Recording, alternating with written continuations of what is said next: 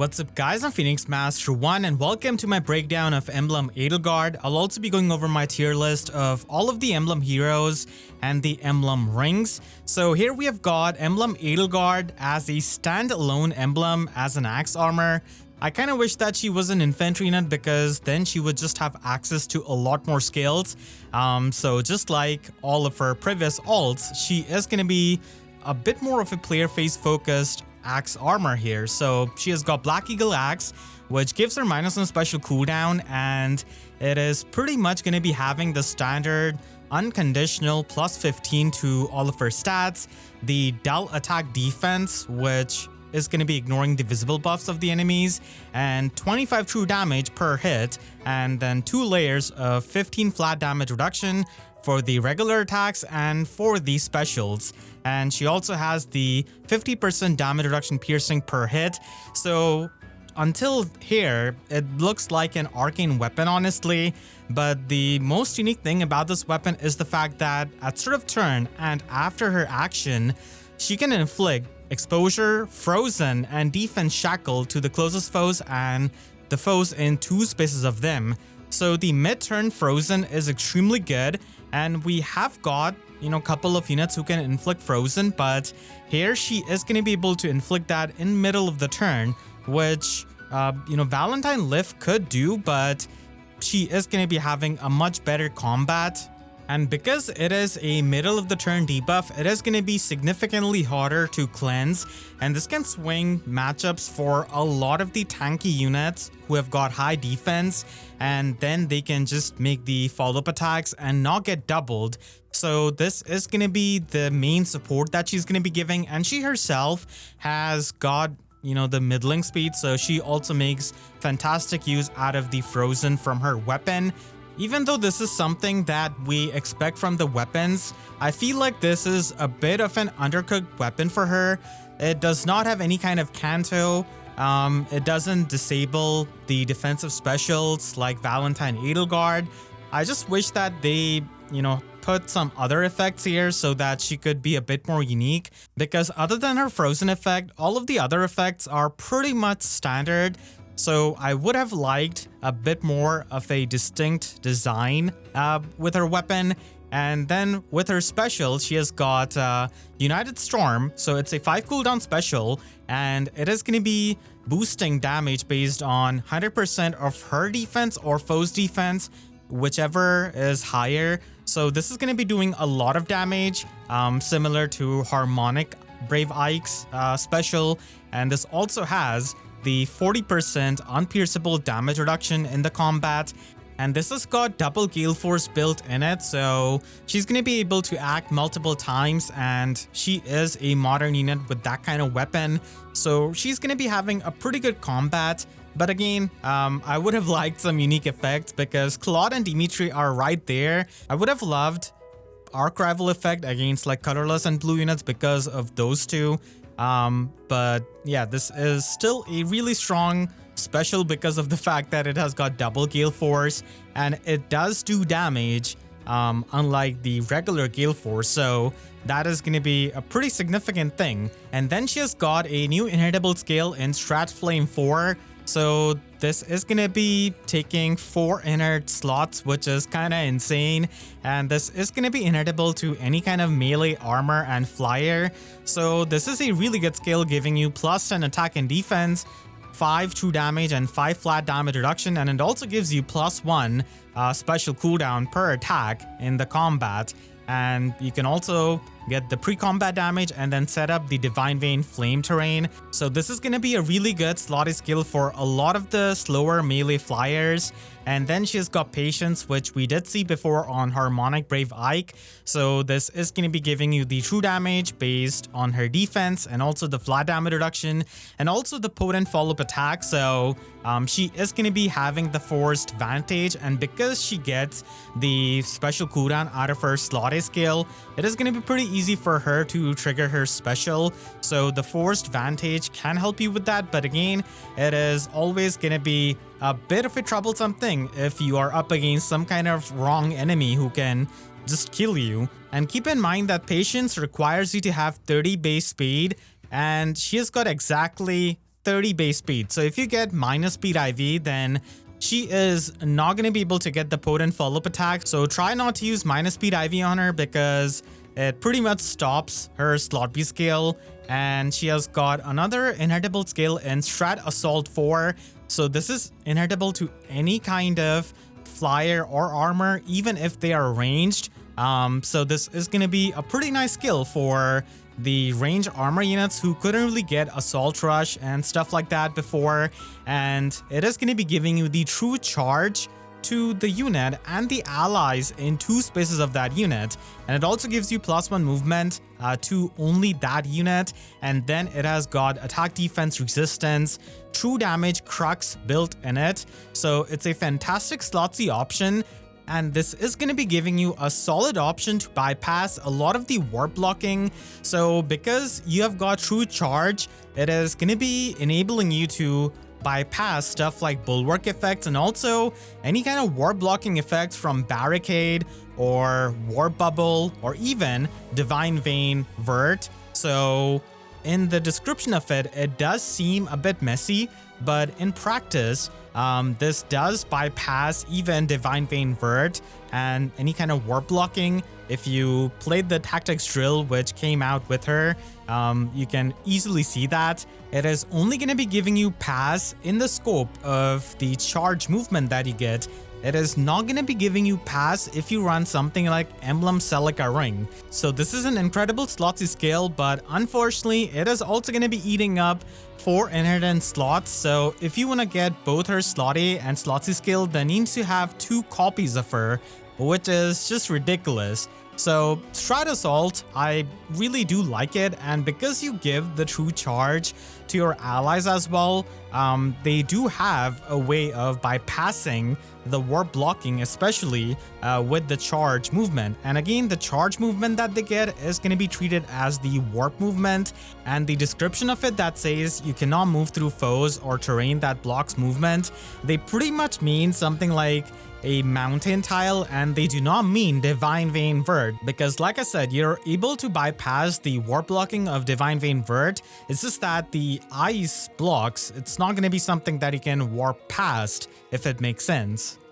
This skill is going to be good on a lot of these staff armors and any kind of flying dancer, because they're able to give the support which gives you the true damage, and you also get the extra movement. So any kind of flying dancer is going to be liking that, and they do not need Edelgard Ring to get that extra movement. So this is a skill that you should be on lookout for in Binding Worlds going forward, because it is going to be an amazing skill on someone like Peony or Plumeria to pick up. And this is a hard skill to inherit because not only it's present on an emblem unit, but it's also hard to duplicate because it eats up 4 inherent slots.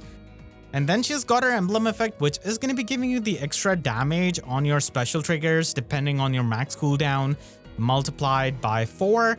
And it also gives you the Gale Force, which is going to be only there for the melee units. So unfortunately, range units are not going to be able to get that Gale Force, and it does have few conditions to the Gale Force that this emblem effect gives you. So it does not work with the after action extractions and the after combat extractions. So for example, it's not going to be working with Brave Felix, and it's also not going to be working with Emblem Eirika. Now, even though Emblem Eirika has got the extra action out of his special, it's not the primary effect that gets triggered when the special is triggered. It's just an additional effect. So it is going to be working with the Gale Force special when the special triggers, of course, and it also works with sheer spoils and any kind of extra action that you get after the assist use. And it also works with Entwined Sharina because her action refreshment is neither after action or after combat. It is actually after allies combat. So a lot of people did think that Entwined Sharina and her effect is surely not going to be working with this Emblem Ring, but nope, it works really well, and she's actually going to be another unit that you can use along with this Emblem Ring. So it's a simple emblem effect, but still helpful in Arena and Ether 8's offense. It's not going to be all that, big of a deal in Summoner Duels because usually the extra actions are gonna be getting you killed because you're gonna be in the enemy lines and you cannot really retreat, and then it is gonna be enemies action. So usually the extra actions are not something that is needed there, but the best game mode for this Emblem Ring is going to be Arena, because running Gale Force comes with a significant trade-off with the damage output. So the fact that he can run an actual damaging special and also get the Gale Force effect out of this is going to be helpful for just finishing off the threats, instead of letting them linger and then be an obnoxious thing that you need to deal with later. So I do like it for there, but for Aetherite's offense, we do have a lot of tools, especially with Calling Circle. So this is going to be a bit more of a win more type of effect. It's not something that you absolutely need in a way, but still it is going to be nice to have on units so that it can help you in a pinch. And in Arena, this is going to be a game changer, and also in Arena Assault for sure. And this is also going to be a way that the dragons can get Gale Force essentially. So Tumultuous Echo is a skill that dragons can have access to, infantry dragons and flying dragons that is, and now they can get the extraction. You've got stuff like Lilith with her weapon refined, so she can function and have Gale Force. And you also have a couple of other player phase dragons that are flyers and cavaliers that are going to be able to have another build option. Edelgard is going to be needing a bit of team support if she wants to function at her maximum efficiency, because there are a couple of effects that she's missing. So one of the best allies that you can have with her is going to be Mythic Lyn, so that you can have the 2-range style, and having any kind of reflex status from Legendary Black Knight or Tea Time Ingrid or Halloween Penny is going to be good, because you do have patience and the forced vantage out of there. So her killing power gets significantly increased because of that. And young Camilla is also a good ally with her, because Edelgard here can easily set up the flame terrain so that Camilla can easily warp and, you know, instantly take care of the enemies. And even though Camilla on her own is a pretty insane unit, still Corrin Ring can be annoying at times. And the new Harmonic Brave Lyn is also a good ally with her, because she can take advantage of the true charge that Edelgard can give out. So the trench tiles can be a bit annoying for her, so she can get past that. And the Crux Null Guard and the true damage is going to be helpful to Edelgard with her slotty skill. Because Edelgard lacks any kind of Canto in her weapon, having other units like Arena Ferox Trom or Ninja Lucina or Ferox Lucina just give her the Canto through their status effects is going to be helping her have that Canto. And of course, there's going to be Sakura and also Plumeria who can do that. And there's also the fact that these units can also help her with the damage output. And because Emblem Edelgard is one of the best users of the Frozen status, because she can apply it after her action, any kind of far savior or save tank with high defense is going to be appreciating her support, and also a lot of the high defense infantry frontliners. And a lot of the 2-range style units can take advantage of her because she gives out the true charge, so they're able to bypass the bulwark effect, which they cannot really do without it. And now let's take a look at my tier list of the Emblem Heroes and the Emblem Rings, and hopefully that can help you decide if you wanna summon on this banner or not. So when it comes to the unit strength, I am going to be putting Emblem Micaiah in tier 1. So she can cleanse in middle of the turn after her assist use, and she also can cleanse pretty much her entire team in a way and also heal them up. And the fact that we have got favor skills now is going to be working in her favor, because she can easily use Swap Gate and you still get the Canto out of it after you get the extraction and you snipe something with the Lind Ring. And she's often seen in summoner rules because of the fact that she can just be there for the cleansing and also provide the action economy. And then I'll have Emblem Edelgard, so her combat is good, and the fact that she's got double Gale Force is amazing for Aetherite's offense. So she's going to be a fearsome unit there for the cleanup, and she is also quite bulky, so she is not going to be dying all that easily, and we have a lot of tools to boost up her damage output with reflex and just to get her into the enemy lines with a lot of the shadow smite and stuff like that. So when it comes to the pure combat, I think she's going to be up there. And then I've got Emblem Corin. So she can just be there to enable the terrain, and she herself can be a pretty decent far savior because of the fact that she is really fast. You can also use her with Ectinier, because he's just going to be giving her the magic save, and then Ectinier can just be a solid physical savior, and she can be a pretty tough unit for a lot of the units to double because of her speed and all of the effects that she's got with her special and then pair up. So she is going to be finishing off tier 1. And then I've got Emblem Sigurd starting tier 2 off. So he has had a bit of a reawakening because we have got Arena Ferox Strom and Allfather who can take advantage of his Gallop status. And we also have Grommel who can largely help with the problems that he had in finishing off enemies after the AoE special. So he is in a pretty solid spot right now. And of course, having that kind of mobility is always going to be helpful. He also has the Emblem Eirika Ring now to get the extra action, and Shatterproof is also there for the cleansing.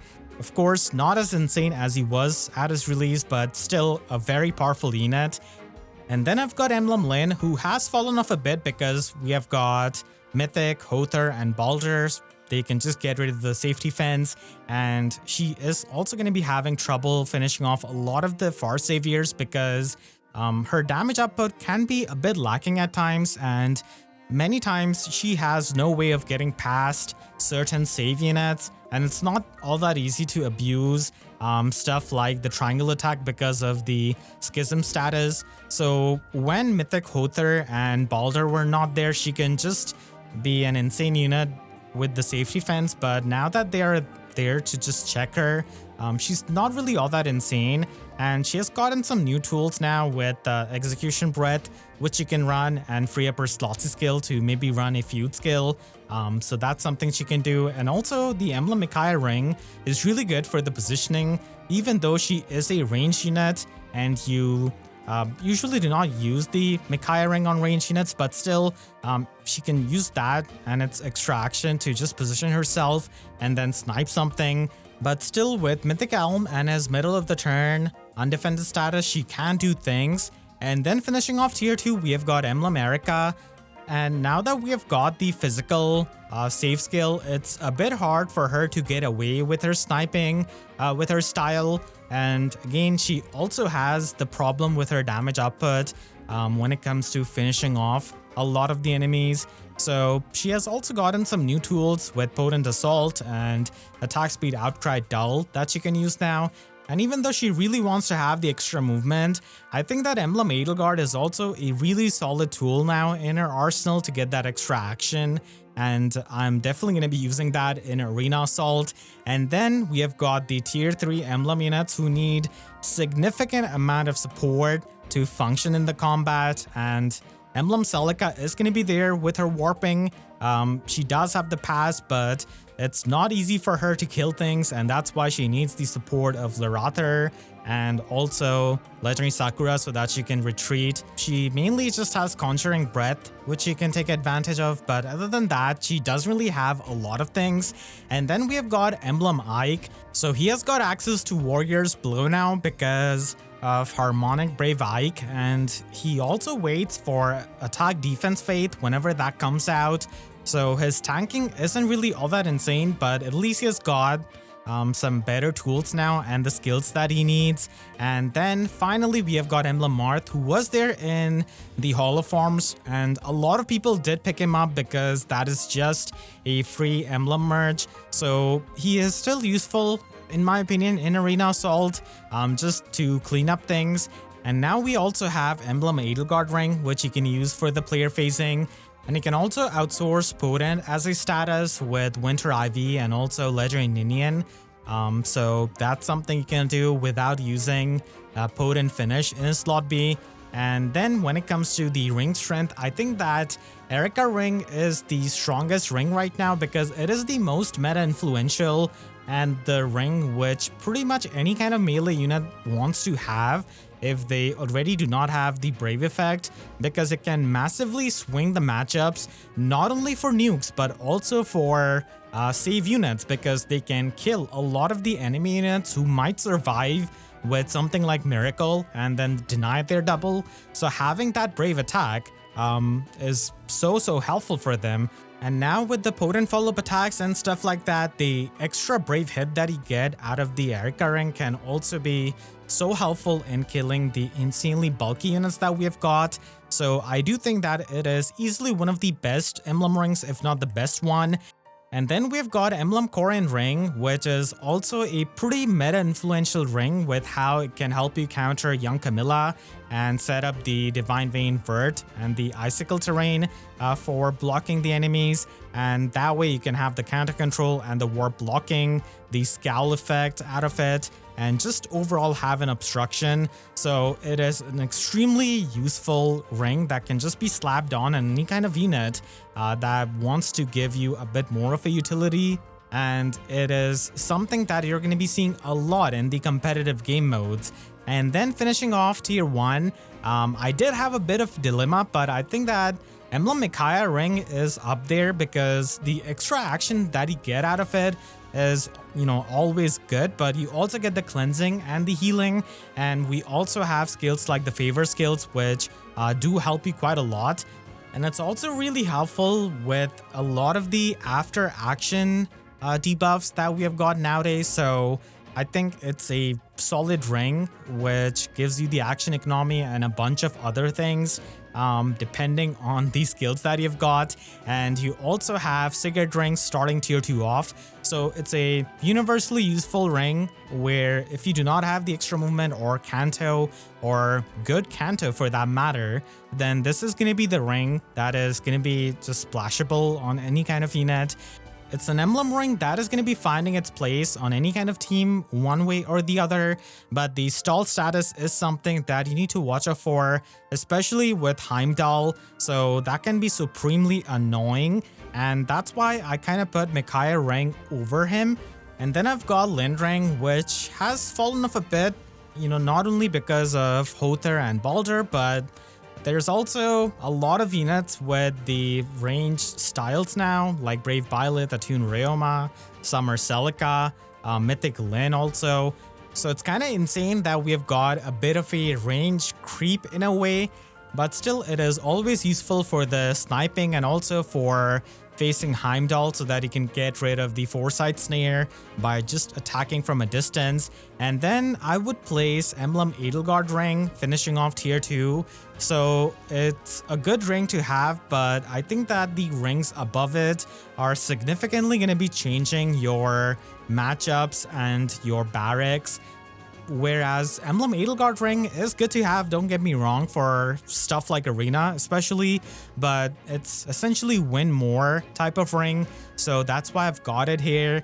And then in the bottommost here, I've got Celica Ring because we've got so much warp blocking, and there's also units with pass built in their skills or in their preferred weapon, and also in skills like air superiority, which pretty much means that she's not going to be seeing as much usage.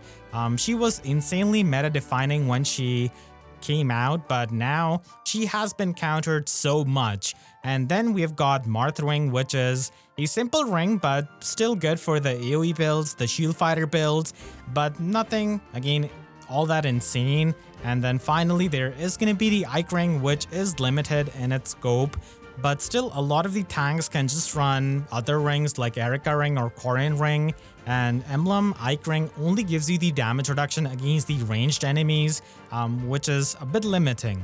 So let me know what you think about my ranking and how you would rank these emblem heroes.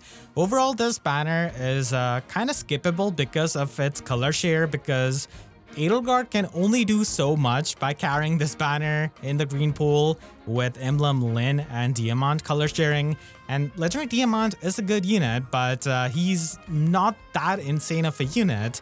He does have good fodder, of course, with Brutal Tempest, Arc Rival, and D-Bonus Amp. But the rest of the banner is kind of weak because in the colorless pool, you can just have one copy of Mythic Loki and that's going to be it. Emblem Micaiah is also good, but Alir is going to be bringing down the value. Rearmed Hinoka is the best thing about the blue pool, and the red pool is just so dead. Fawcett needs to be like demoted into the remix legendary and mythic banners, honestly, because she is just not justifiable to summon, and even her fodder is not really all that useful. So overall, this is a pretty underwhelming color share for most of the people. Usually December used to have a lot of good color sharing with the Brave units and such, but this year it's not really up to the mark, and it's probably best to wait because Emblem Edelgard has got big chances of being in the top 8 of A Hero Rises and even winning the entire thing. So if you can wait a couple of months, you can just get her a lot easily instead of this banner where the color shares are just horrible, and then she's going to be getting her rerun in April. So by some chance, if she is not in the top 8, then you could summon on her rerun. But I'm pretty sure A Hero Rises is going to be the place where a lot of people are going to be getting her, because historically Edelgard has done well with her other alts even when they were outdated in Hero Rises, and here we have got a new alt for Edelgard, and that to an emblem unit, so I think that it's kind of hard for her to not be there in the top 8. And then there are a couple of banners that you can look forward to with the New Year's banner, and Sather and Fomortis are also going to be getting their remix. There's also going to be the Desert banner and Double Special Heroes banner, and at the end of January we're going to be having a double mythic legendary banner. So for the Double Special Heroes banner, I think the lineup is going to be something like this, with Ninja Galvik and probably an older Harmonic Ortigo unit. I'm kind of betting on Summer Celica, and the 4-star focus out of this Double Special Hero banner is also going to be really good. When it comes to the end of the month banner, I think that we're probably going to be getting Chosen Fiorm, because it is going to be water month and water does make sense, and she was also shown in the trailer. We have got Chosen Alphonse, so it I guess makes sense to have her as the chosen water unit. And then it's probably going to be a light mythic who can color share with Vali and Vanitas. So blue and green seems to be the new unit pool, and then for the red there is going to be a Toon Ryoma and Emblem Korin with amazing color share. Elencia is going to be bringing down the value a bit, but colorless is going to be having likely Entwined Ash, and I think that Harmonic Bravelin is probably going to be there. Legendary Sakura is still a meta unit after so many months, so colorless, and overall the color sharing is going to be much better than this Emblem Edelgard debut banner that we have got. So you can kind of save for that. I'm definitely saving for it because I was not able to get the Emblem Korin Ring on my free-to-play account. So I hope you all enjoyed. I want to thank all of my 2 members for their constant support, and you can click the link on the screen right now to check out my Hall of Forms guide for this month. You can also subscribe and hit the notification bell, because YouTube sub boxes are about as functional as Emblem Edelgard on Brave Felix. So with that said, I'll see you guys next time. Thanks so much for watching and have a great day.